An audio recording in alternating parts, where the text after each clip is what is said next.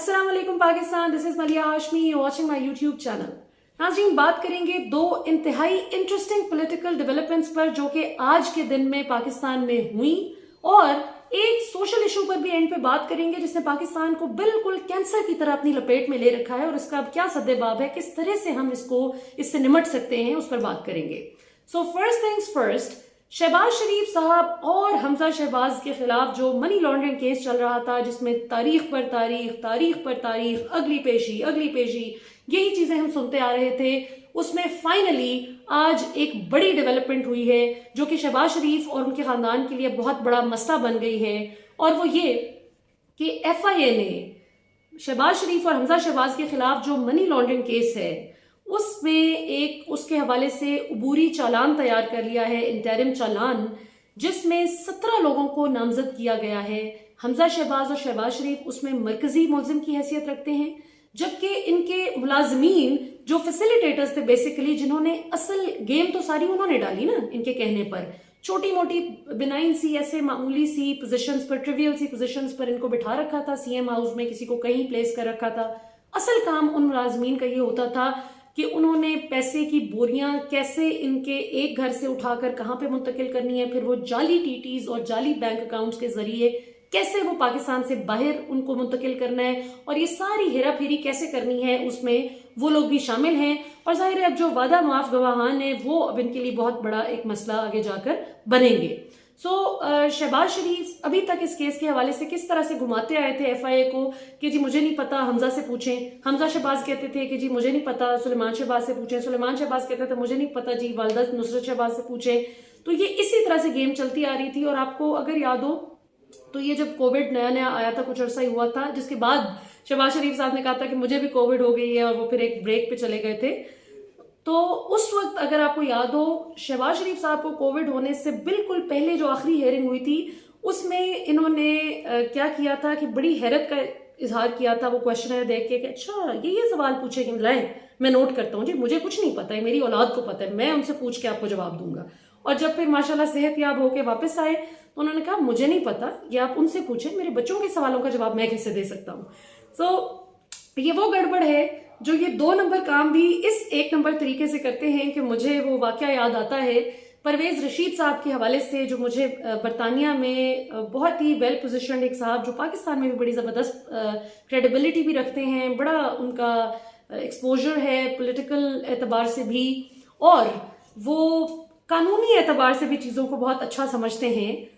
उन्होंने मुझे बताया कि आज से बहुत साल पहले जब वो बरतानिया से अपने पेरेंट्स को पैसे भेजा करते थे, जो कमाते थे तो उसमें से घर भेजते थे पैसे, वो जिस मनी एक्सचेंज पे जाते थे, जिस तरह वेस्टर्न यूनियन है यहाँ पे, इसी तरह वहां पे एक मनी एक्सचेंज था जिस पर रिसेप्शन पे बैठे हुए साहब कौन होते थे, none other than Parvez Rashid साहब, जो वहां पे सिर्फ एक रिसेप्शनिस्ट की नौकरी करते थे कि जी रिसेप्शनिस्ट है, और चीजों को देखते थे कि कौन से पैसे कौन भिजवा रहा है, वो बस वो रिसीट बना दी और बस मामूली सी जॉब। तो वो कहते हैं कि जिस वक्त मैंने बहुत साल बाद परवेज रशीद को बतौर सेनेटर देखा तो फिर मुझे समझ आई कि अच्छा ये चूंकि जाहिर है वो कानूनी एतबार से काफी उनका एक्सपोजर था बरतानिया में भी, तो उन्होंने बताया कि ये जितनी भी इनके पैसे, जद्दा कितने पैसे मुंतकिल हो रहे हैं, वहां से इंग्लैंड कौन सा पैसा आ रहा है, पाकिस्तान से किस किस मुल्क में इनके पैसे कहाँ कहाँ ट्रांसफर हुए, और फिर ये कि बरतानिया में मुख्तलिफ मुल्कों से होते हुए जब पार्क हुए तो उस सारी चीज के गवाह ये परवेज रशीद साहब हैं। और फिर जाहिर है कि उनको नवाजा गया, सेनेटर बनाया गया। अभी भी जो मरियम की बहुत ही एंटी फौज, एंटी स्टेट आप तकरीरें सुनते हैं, उसमें बताने वाले बताते हैं बड़े बावसूख जराए कि जहर की आमेजिश जो मरियम के लहजे में उनकी तकरीरों में आपको दिखाई देती है, वो परवेज रशीद साहब की डाली गई है। इरफान सिद्दीकी हैं, परवेज रशीद हैं, इनका बताया जाता है कि इनकी स्पीच में काफ़ी इनका इनपुट होता है। और जुगनू मोहसिन का बताया जाता है, जो नजम सेठी साहब की बीवी हैं, उन्होंने मरियम को काफ़ी ग्रूम करने में, पॉलिश करने में, बातचीत करना किस तरह से बेहतर किया जा सकता है, उसमें उन्होंने काफ़ी उनकी ट्रेनिंग की। एक तो ये इंटरेस्टिंग चीज थी। ये आज की डेवलपमेंट से मुझे याद आ गए जो 2 नंबर तरीके कैसे इनके गठजोड़ होते हैं, तो उससे मुझे याद है कि नवाज शरीफ साहब ने कितने साल पहले परवेज रशीद साहब पर कैसी स्ट्रेटेजिक इन्वेस्टमेंट की थी कि कल को जब हमारे पैसे बरतानिया में अच्छे तरीके से पार्क हो चुके होंगे और हम अगली करप्शन की मंजिलों के मुसाफिर होंगे, तो उस वक्त कोई, इसे उर्दू में कहते हैं, कोई दकीका फरोगजाश्त न रह जाना। सो इस हवाले से जाहिर है कि उन्होंने बड़ी खिदमत की हैं परवेज रशीद साहब ने शरीफ खानदान की तो इसहाक डार साहब ने भी बहुत हैं, जिसका उन्होंने फिर मनी अपनी एक एफिडेविट में इसका बाकायदा इतराफ़ किया था, इकबाल जुर्म किया था कि मैं मनी लॉन्ड्रिंग करता रहा हूँ शरीफ खानदान के लिए, जिसमें वो काजी फैमिली के पासपोर्ट्स भी इन्होंने जाली मकसद के लिए यूज़ किए थे। बाद में वो रोती रही काजी फैमिली हाथ जोड़ जोड़ के इंग्लैंड की कि आप हमारे पासपोर्ट्स वापस दे दें, लेकिन ये जालसाजी कर चुके थे उनके पासपोर्ट से। अब आते हैं जी दूसरी खबर पर, जो कि ग्रीन लाइन मंसूबे के हवाले से है। कराची पाकिस्तान के लिए जाहिर है कि इकोनॉमिक स्पाइनल कॉर्ड की हैसियत रखता है, माशाल्लाह, अल्लाह और तरक्की दें कराची को, आमीन। कराची में जो green line project Imran Khan ने आज माशाल्लाह से लॉन्च किया है, इसका कल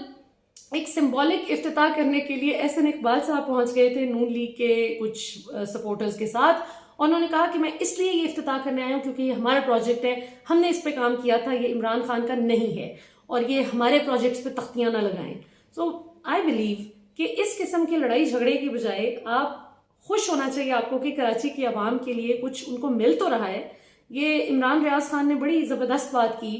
कि जिस तरह वो जो मिसाल उन्होंने पतंगबाजी की दी है, वो इसलिए क्योंकि मैं भी I also grew up in Lahore, और बसंत जो है जब तक होती रही, लाहौर का सबसे ज़्यादा एक वाइब्रेंट फेस्टिवल रहा है बसंत। तो लाहौरियों के लिए ना, मतलब मैं समझ सकती हूँ कि हमारे लिए बसंत ऐसे होती थी और होती है जैसे ईद का दिन होता है हमारे लिए, बिल्कुल लिटरली वो ईद का दिन हुआ करता था। मुझे याद है हम काफ़ी छोटे छोटे थे, लेकिन बड़ा शौक होता था हमें कि अच्छा किसी की पतंग कट के इधर आ गई, वो बड़ा पूरा शहर बहुत इंजॉय करता था उस फेस्टिवल को। वो अलग बात है कि जाहिर है उसके हेल्थ हैजर्ड्स को मलूज़े खाते रखते हुए फिर उस पर पाबंदी लग गई, लेकिन वो जो मिसाल दी है इमरान रियाज खान ने कि किसी की पतंग जब कट के आती थी तो वो जो भी जाहिर है पकड़ता था तो कहता था देखो जी मैंने एक पतंग काबू कर ली, बो काटा जिसे आप कहते हैं। तो वो एहसन इकबाल साहब का वाकई में वो सही मिसाल दी है इमरान रियाज खान ने कि वही मिसाल है उनकी कि बो काटा के चक्कर में कि वो मैंने पहले चूंकि देखी है कटती हुई, लिहाजा वो मेरी है, पकड़ी जिसने भी उसे फर्क नहीं पड़ता। वो भाई आप खुश हो इस बात पे कि अगर एक प्रोजेक्ट कहने को, तो फिर इस तरह कहने वाले ये भी कहते हैं कि परवेज मुशर्रफ ने ग्रीन लाइन मंसूबे का सारा प्लान बनाया था, जिसपे नून लीग की हुकूमत ने जब काम शुरू किया तो उसको पाए तकमील में 3-3.5 साल लगा के पीटीआई ने पहुंचाया। और इसमें असद उमर साहब भी कहते हैं कि नून लीग हुकूमत के 24 महीने जो थे आखिरी, यानी 2 साल, उसमें कोई काम नहीं हुआ था ग्रीन लाइन प्रोजेक्ट पे, वो बिल्कुल स्टैंड स्टिल पर पड़ा हुआ था, जिसे पीटीआई ने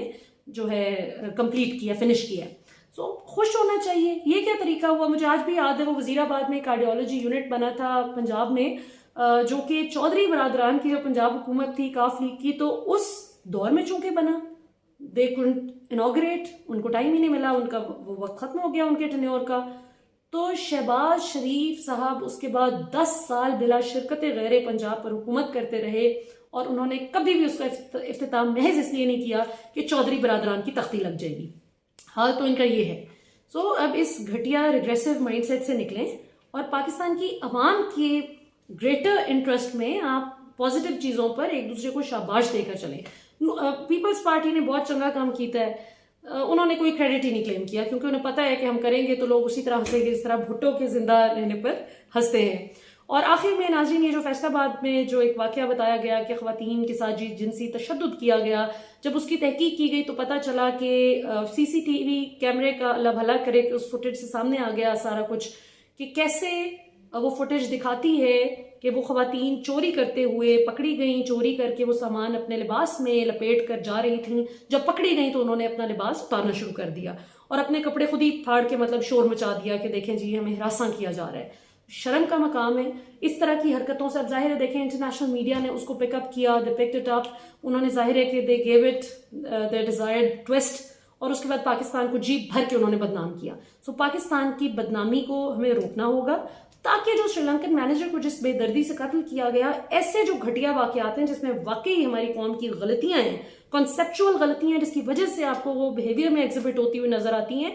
उन पर ताकि हम काम कर सकें। अगर घोड़ा गधा बराबर हो गए तो फिर हम बिल्कुल ही या तो पूरी तरह से कट ऑफ हो जाएंगे, दुनिया से बदनाम होकर रह जाएंगे, और हमारा अच्छे काम को भी लोग बुरा ही समझेंगे। तो इस चीज को देखने की जरूरत है। और आखिर में एक और चीज कि बहुत सारे लोग ये बात करें कि जी ब्लास्फेमी कोई बात नहीं, अगर होती भी है तो कोई बात नहीं, इसको हमें तो देखना चाहिए कि ना हमने करनी है ना होने देनी है इंशाल्लाह ताला। और अगर कोई करता है तो उसको आराम से तरीके से आपने डील करना है। अगर कोई करे वो भी करे ही मत कोई, और किसी पर अपने पॉइंट स्कोरिंग के लिए अपने स्कोर सेटल करने के लिए अगर आपने इस तरह से किसी को कत्ल कर देना है, किसी की जान लेनी है, तो ये इस्लाम के भी खिलाफ है। और